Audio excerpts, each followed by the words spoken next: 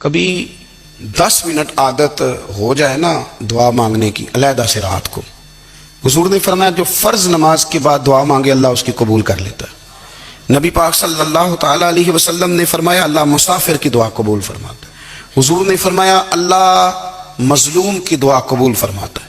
حضور نے فرمایا بیمار سے دعا کراؤ اللہ اس کی دعا قبول فرماتا ہے۔ میرے نبی پاک نے فرمایا ماں باپ جب بھی اولاد کے لیے ہاتھ اٹھائیں، ویسے تو بلے شاہ تو آسمانی اڑ دیا ہی پھڑ دیں، جڑا گھر بیٹھا انہوں پڑھیا ہی نہیں۔ حضور فرمانے لگے ماں باپ جب بھی اولاد کے لیے دعا فرمائیں اللہ ان کی دعا کو قبول کرتا ہے۔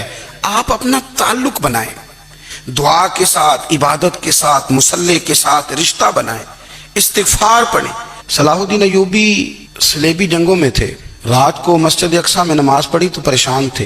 ایک بزرگ سے ملاقات ہوئی تو وہ کہنے لگے کہ آپ بڑے پریشان ہیں۔ کہنے لگے حضور پریشان اس لیے ہوں کہ پہلے ہی مسلمان کمزور ہے، اب میں نے سنا ہے دشمن کا ایک بحری بیڑا وہ جنگی سامان سے بھرا ہوا آ رہا ہے، تو اب ان کے پاس اور تلواریں اور نیزے آ جائیں گے، مسلمانوں کے پاس پہلے ہی وسائل کی کمی ہے، پریشان ہو کس طرح کر کے مقابلہ کریں گے۔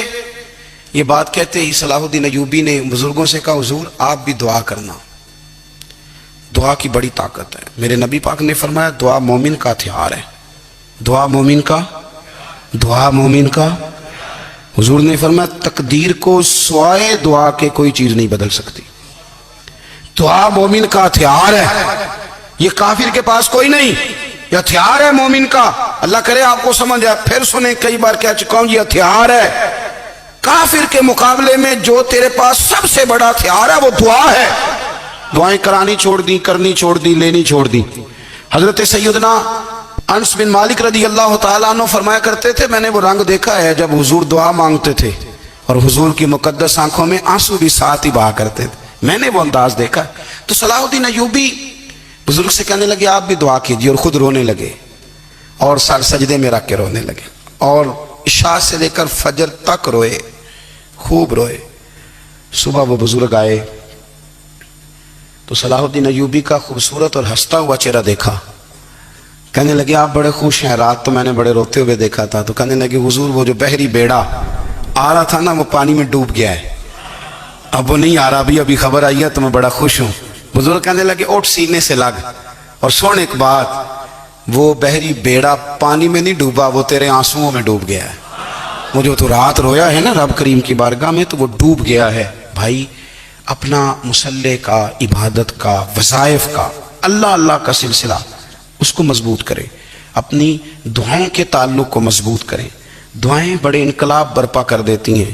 ہم تھوڑے تھوڑے نا جب سے خشک ہوئے ہیں نا، خشک، اور میری تو جماعت ہی صوفیاء کی جماعت تھی، ہم تو داتا علی اجمیری کی جماعت سے، ہم تو خواجہ اجمیری کی جماعت سے، ہم تو شیخ احمد فاروق سرہندی کی جماعت سے، ہم تو صوفیاء کی جماعت۔ ہماری جماعت نے بھی وہ تعلق جو ہمارے بزرگوں نے بنایا تھا۔ بزرگ اللہ کے قریب کیسے جاتا ہے؟ ہمارے یہاں نا بہت سارے لوگ کہتے ہیں جی نظر ہو گئی تو کام ہو گیا۔ بھائی جو بخاری مسلم میں طریقہ ہے نا اللہ کا قرب پانے کا وہ تو نفل ہے۔ نبی کریم علیہ الصلوۃ والسلام نے فرمایا بندہ نفلوں کے ذریعے رب کے قریب جاتا ہے، اور اتنا قریب جاتا ہے کہ پھر اللہ اس کی زبان بن جاتا ہے، اللہ اس کی آنکھیں بن جاتا ہے، کان بن جاتا ہے، ہاتھ اور پیر بن جاتا ہے۔ تو یہ تو عبادت ہے، یہ تو اللہ کی بارگاہ کی حاضری ہے جو آپ کو اللہ کے قریب کرے گی۔ تو نماز کو اہمیت دے کے ادا کریں، نمازیں موبائل بند کر کے ادا کریں۔ لیکن نا کچھ لوگ کہتے ہیں مجھے ٹائم نہیں ملتا نماز کا، تو میں کہتا ہوں یہ آپ نے بڑی جرت کی بات کی ہے۔ مجھے کو میرا پیر بھائی کہہ دینا میرے پاس ٹائم نہیں ہے آپ کو ملنے کا، تو میں کہتا ہوں آج کے بعد آنا ہی نہ۔ میں تو کیا سمجھتا ہے تو بہت بڑا آدمی ہے، تیرے پاس ٹائم نہیں ہے اور ہمیں ملنے کا ٹائم، موج کر۔ تو آپ نے اللہ رسول کو کہہ دیا ٹائم نہیں۔ اور عجیب فلسفہ ہے نا، کہا جائے نماز پڑھنے آؤ تو کہتے ہیں کپڑے ٹھیک نہیں، اور کہا جائے کہ آؤ ذرا دعوت پہ چلیں تو کہتے ہیں ایک منٹ ٹھہر میں کپڑے بدل کے آیا۔ نماز کے لیے کہا تو کہتا ٹھیک نہیں، دعوت کے لیے کہا تو کہتا میں ذرا تیاری کر لوں، یوں جانا مناسب نہیں۔ یہ معاملہ ٹھیک نہیں۔ رب تو فرماتا ہے کہ جب تم مسجد میں آ تو زینت اختیار کر کے آ، خوب ذوق سے دعا مانگیں، خوب شوق سے نماز پڑھیں، خوب استغفار کا مزاج بنائیں۔ آپ لوگوں کے بیچ رہ کے سکھ حاصل کرنا چاہتے ہیں، لیکن آپ کو پتہ ہے کئی مہینے غار حرا میں رہنا بھی مدینے والے محبوب کا طریقہ ہے۔ ہر سال اعتکاف بیٹھنا الگ سے، یہ بھی حضور کا طریقہ ہے۔ مسجد نبی کے اندر دروازہ کھلتا تھا نبی کریم کا، پر گھر کے اندر نفل پڑے نبی پاک نے، اور حضور فرماتے ہیں کچھ نفل نماز گھر میں بھی پڑھا کرو, گھر کو قبرستان نہ بناؤ. ہمارا گھر اللہ کے ذکر سے آباد ہوگا.